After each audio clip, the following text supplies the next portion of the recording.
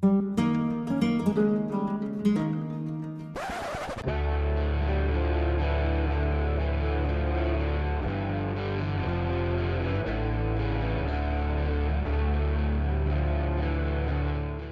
I'm Joe, and this is the Decahedron RPG Podcast.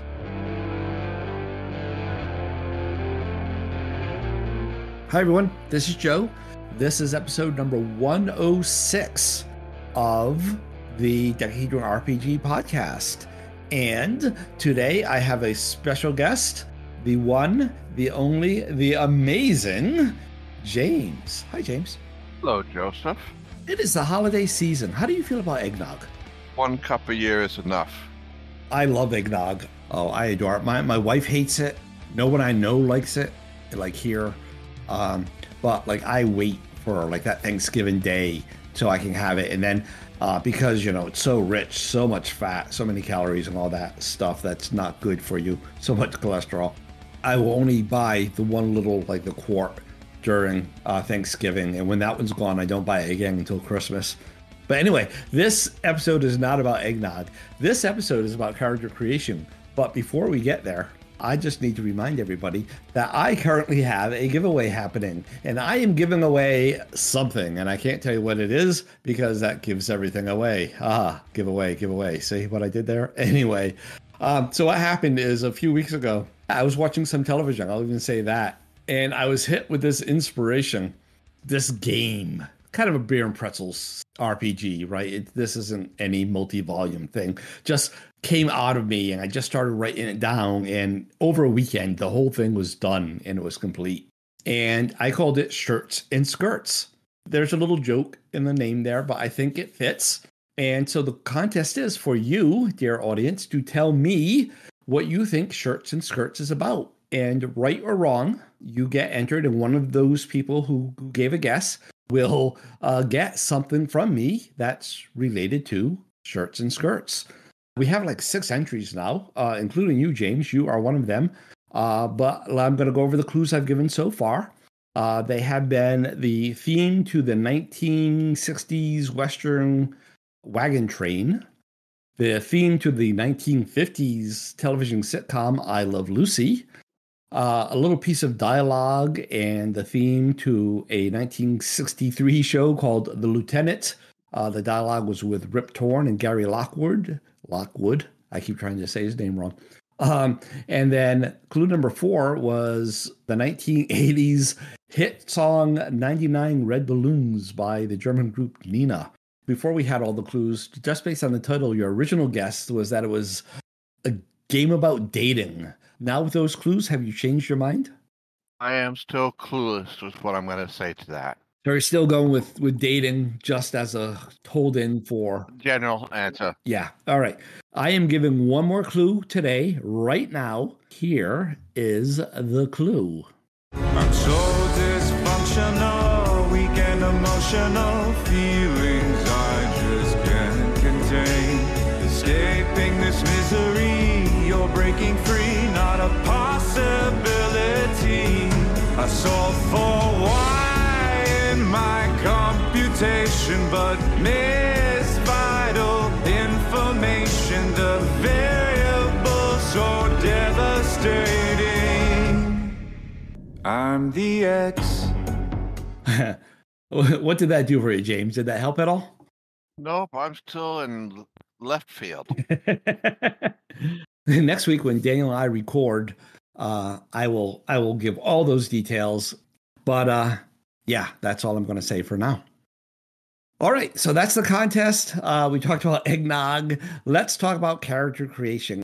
Last episode, I played a feedback from Evil Jeff, where he was responding to a feedback by Jason, where they were talking about whether or not disadvantages should be randomly selected or player chosen. And so in my response, I said, it's weird because in Gamma World, I don't mind it being random. But if you told me in GURPS that it had to be random and you didn't get to pick, that would get my back up. And so it's a matter of expectation. And then I said, but that brings into the whole thing, is it preferable to have a random character creation or a not random one where you actually create the character. And then I said, that would make a good episode. And then I said, that might have even been one that James and I put on the list way back when. And if so, I'll have James on. But I went through the list and it's not on there. But I decided to have you on anyway because you haven't been on this month. And I thought it'd be good to have a second voice because we often disagree about stuff like this. We're not talking about any particular game. We're just talking in general, any game format, right? Yep. And before we start, I am going to play this thing that I just got from Jason late last night. Hey, this is Jason. Just listened to episode 105.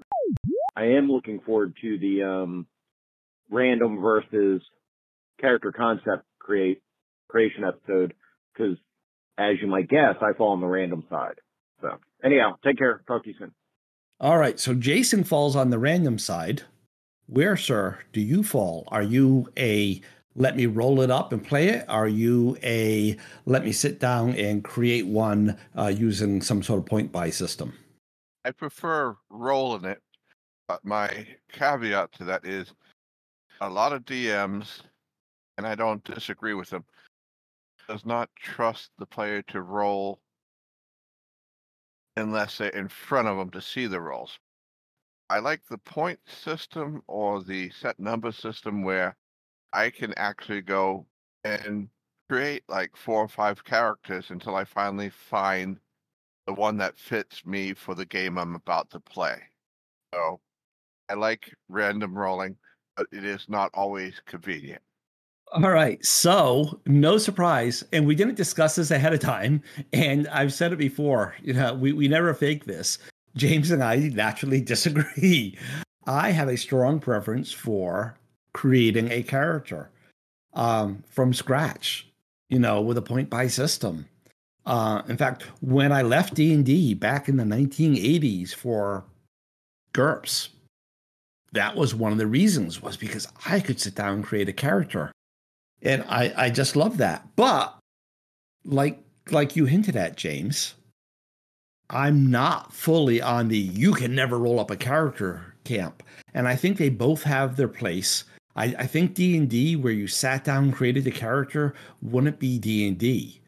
Yeah, it would be something else. It wouldn't be bad. It just wouldn't be D&D. And I think they each have their bonus, their pluses and minuses. And so that's what I thought we would talk about today. And you can chirp in. And if you think I leave something out, by all means, shout it out. So I figured we go through the advantages of the random system first and talk about each point, and then the advantages of the create system.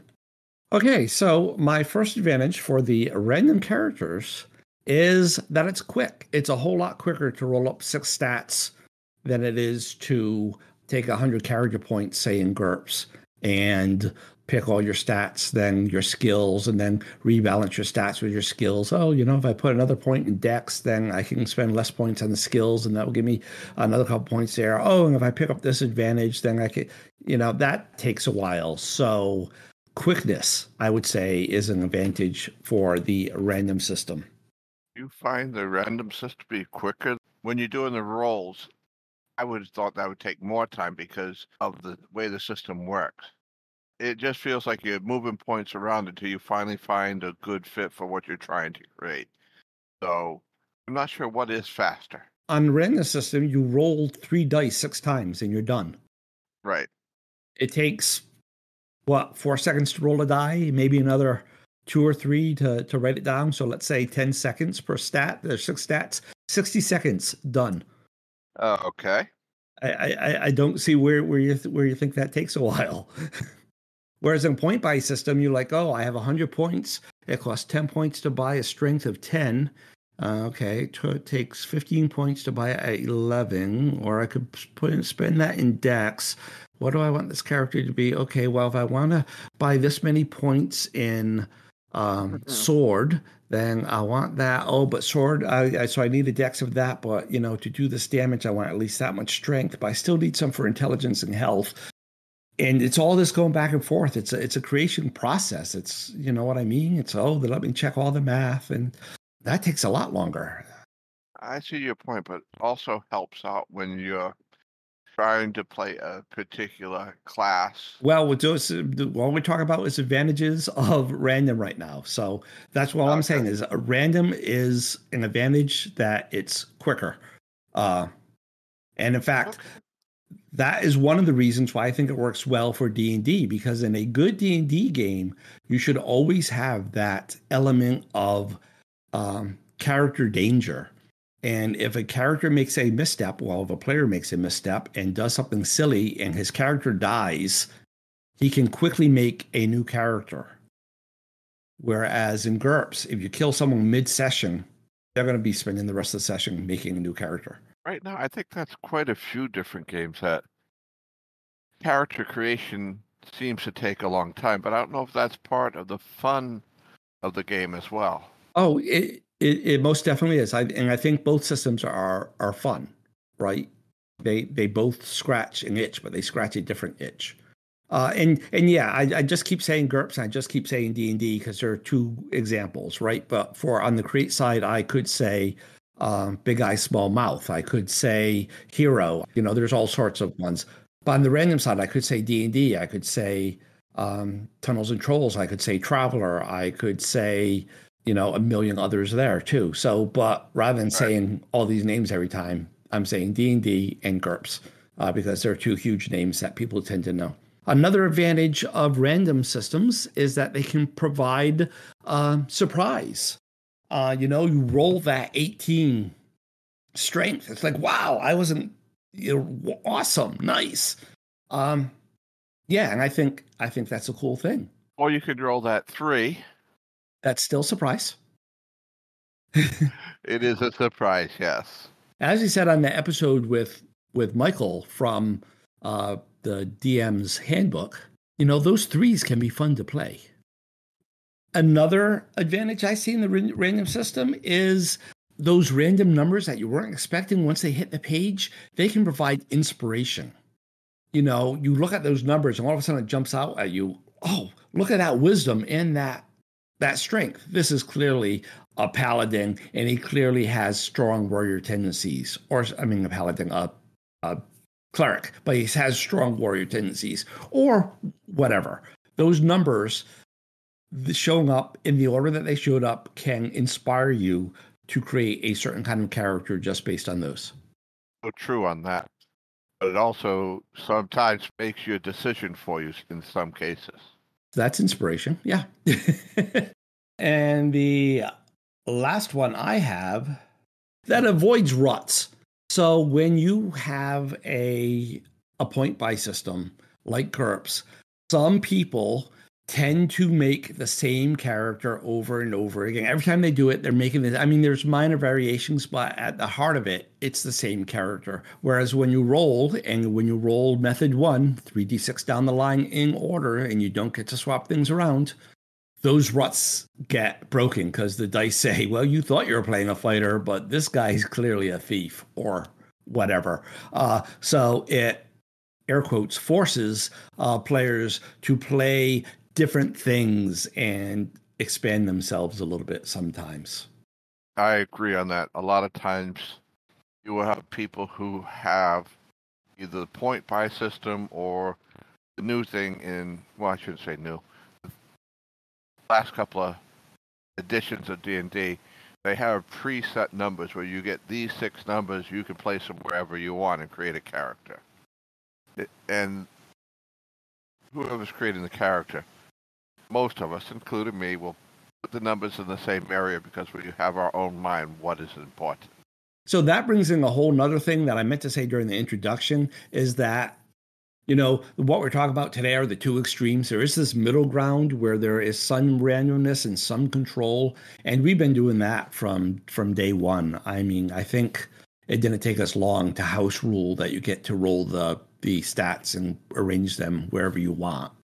And we were doing that before I ever said it in any book or something way back in the 1970s still. So, but yeah, we're going at the extremes. Otherwise, everything gets muddled. So that's what I had for advantages for the random situation, for the random creation. Do you have any that I didn't think of? No, I believe we've covered all the bases. All right. Then for the create system, I need a better word for that. but where you create it all whole cloth, point by whatever. First advantage I have is that you get to create exactly the character you want. Whereas we were just talking before, and whereas when we did that one episode where we rolled up the stats and we each made a character based on the same stats, we were kind of forced into the character classes we went with because of those stats, and we couldn't play other characters that we thought we might have wanted to. With a creation system, you don't have that problem, because if you want to play a whatever, you create a whatever. I'm going to disagree on part of that, but you're right into the majority of it. There are certain classes that the scores are so high that even the point buy systems, you don't have enough points to make those. One of the big ones that come to mind is the Paladin. I think in any system that has a point buy system, the Paladin can be made with it. I'm thinking 3E onwards, right? Because 3E was the first place that D&D actually had an official point buy system, and you could make a Paladin with a point buy. I have to try that. I have never tried it for Paladin because I've never been a goody two-shoe lawful good type player. It's just against my grain.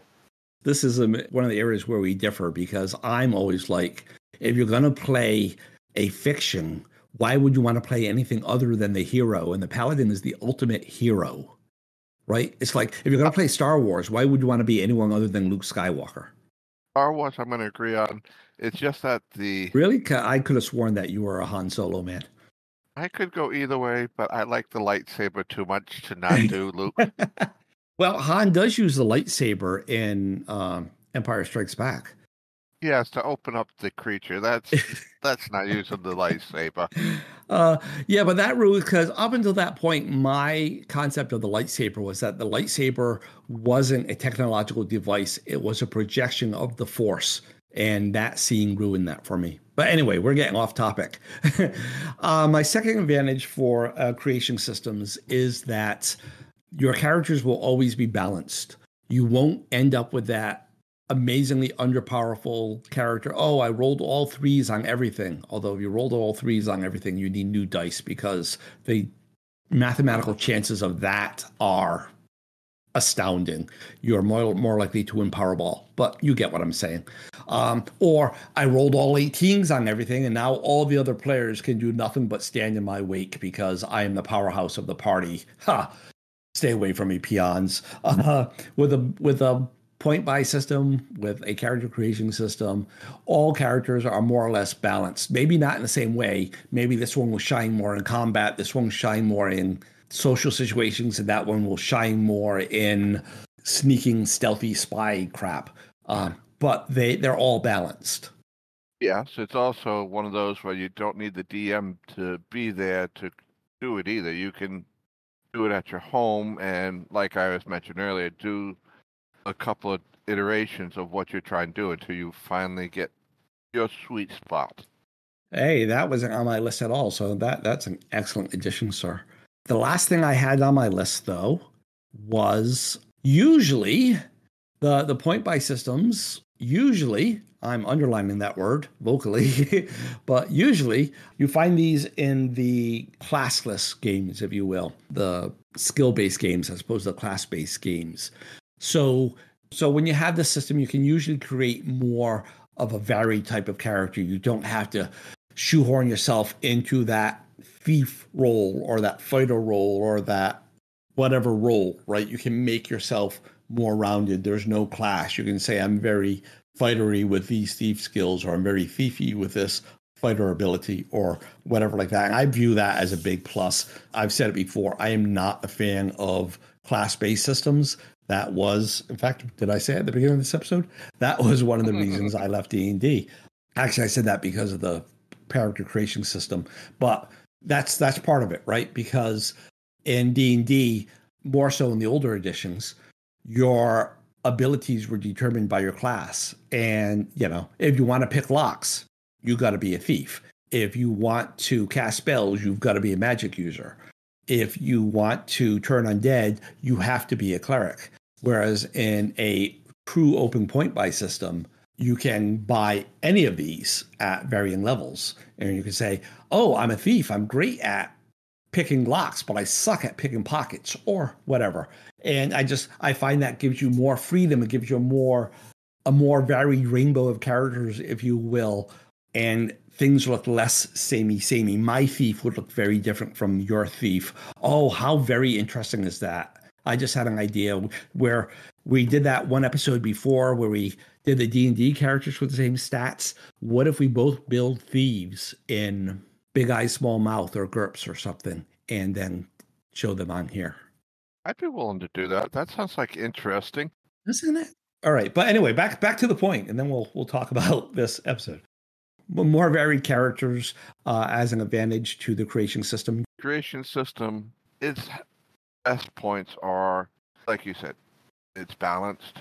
You can create a character of what you want. You're not being forced into in a character because the roles say you have these abilities, and you don't have enough to be that cleric or that magic user because of your wisdom or wisdom or intelligence. So I do like the point system in that aspect. And another thought that came to me while you're talking, by the way, is that in the beginning of the episode, you talked about a session zero type thing where you say, let's make sure we're all not playing Rangers. And with a create system, you can get very fine tuned on that. And you can say, we need to make sure we have someone who has this skill. And so, well, let's take out a fantasy and let's put it into space. You can say, we need to make sure we have a pilot. We need to make sure we have an engineer. We need to make sure we have a, navigator, doctor, I don't know, and stuff like that. Mm-hmm. And it's possible to make that character, but still be a whole lot of other things that you want it to be. I don't know if that's making sense. It is. Basically, you're saying we need to make a team that works together, but you don't have to be pigeonholed into any one thing where D&D and many of the medieval fantasy games, you have to have a fighter, you have to have a magic user, you have to have a cleric. So in the futuristic games, it isn't as important because you can get around things. But even in a medieval game, my thought holds. It's just your skills would be different as opposed. It was just easier to explain it for me to explain it in science fiction terms. I think that is everything I had to say on the topic. What about you, sir? I don't think there's a lot more I could add to it. But what I do like about the point system is when you go to a convention, it's the idea you can take your character in. The dungeon master is not going to question your points because you had a set points you had to work with, and it's all within their guidelines. So they're not going to come and say, oh, you can't do this with your character. So it helps in those situations. We've covered the topic. I think we did it pretty well. So I'm happy. Before we wrap up this episode, let's talk though. So you like this idea of us each creating a thief, and I just pulled out of my head, but yeah, let's go with a thief with stats and backgrounds. In the two games that sprung to my mind were GURPS and Big Eye, Small Mouth. I know I'm more familiar with both of those than you are, but I will give you the rules guidance either way. Which way would you want to go? I know both the names. I'm not familiar with it, but what I've seen from Big Eye, Big Mouth, whatever the proper term is. It's Big Eye, Small Mouth, or BESM. I think I'd like that. I've seen their robots section, and that part I have read a little bit on. I know it isn't going to work for these, but I think I'd like to try that system. I think we'll do second edition revised, or maybe we'll just do that generic system. I like it. I think it sounds like a fun episode. I look forward to that. Well, let's do that sometime in January, sir. So it is the holiday season, like we said at the top of the episode. So for you, sir, Merry Christmas and a Happy New Year. And for everybody else, whatever holidays you celebrate, I wish that they are happy and merry and that they are filled with joy and family and laughter and fun. Yes, audience, please enjoy the holidays and take some time with your family. So thank you, James, for joining me. You're welcome, Joseph, and let's do this again in the future. We already have a date for a Big Eye, Small Mouth We have a BESM date, not the other kind, for sometime in January. Yeah, everyone, like I said, thanks for listening. Please send feedback. All the ways are in the show notes. They're in the outro that you are probably hearing right now. And until next time, happy gaming, happy life. Bye. Bye. You have been listening to the Decahedron RPG podcast. Send email to feedback@decahedron.com. Remember to spell Decahedron with a K. Voice feedback can be sent through the Anchor website or by calling 562-RPG-CAST. That's 562-774-2278. Links are in the show notes. Music is by Kevin MacLeod and Alexander Nakarada. Logo is by Design Cat. Thanks for listening.